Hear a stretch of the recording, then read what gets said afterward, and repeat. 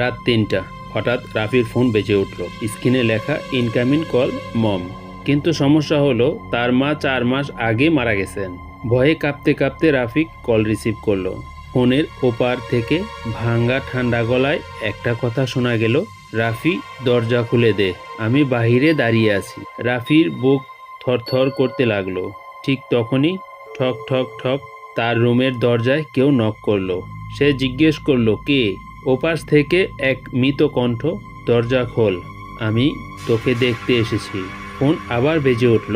এবার call ID ছিল morgue থেকে, মর্গ কোল্ড রুম 4।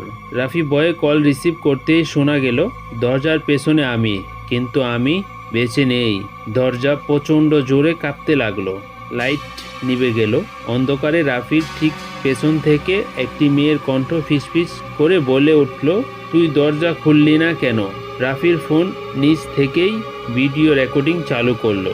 স্ক্রিনে দেখা গেল তার পেছনে দাঁড়িয়ে আছে সাদা ফাঁকা চোখে এক মৃত নারী। এই ভিডিওর পর রাফির আর কখনো বাড়ি ফিরেনি। লোকজন শুধু বলে, মৃতরা যদি ফোন করে কল কেটে দিও না।